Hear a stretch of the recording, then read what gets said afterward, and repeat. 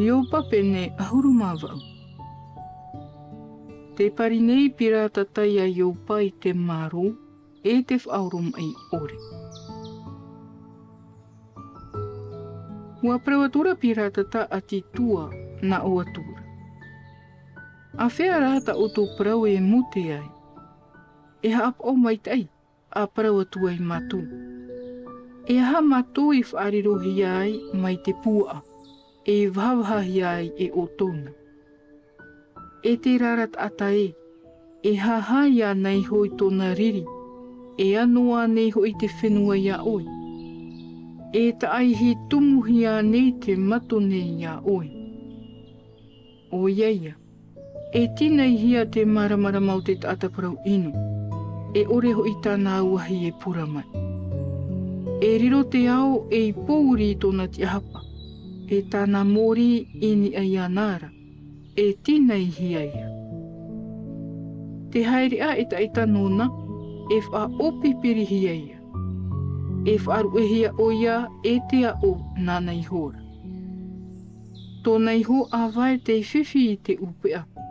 E te hororere noara I roto I te marei. E mauhia tōna poro a vai e te meha. E mauhia o ia I te haru. Te te repo I tōna taura I te hunar ahia. E te aratia tāna whiwhira I te tūra. E haati hia o ia e te meha e atinoa. E mai te mea e te au maira. E horo noa tura o ia. E pau tōna ita I te oe. E te noho maira te pohe I tōna taha au. Nā te reira e pau ai te ita o tōna tino.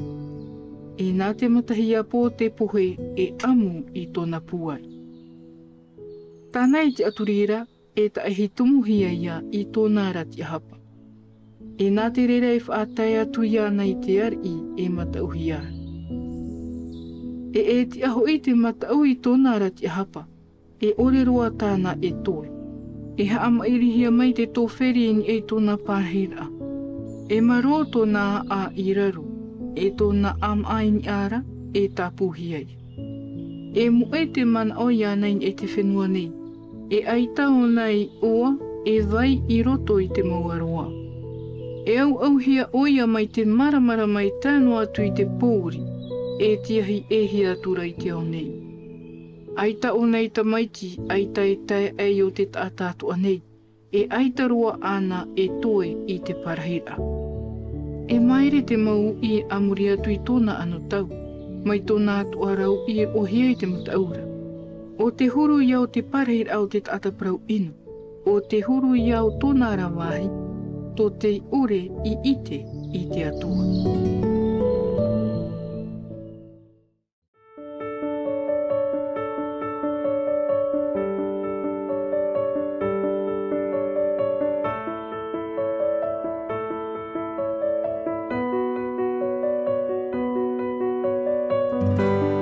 C'était votre lecture quotidienne de la Bible en langue tahitienne proposée par le Centre Média Adventiste, disponible en replay sur cma.adventiste.pf.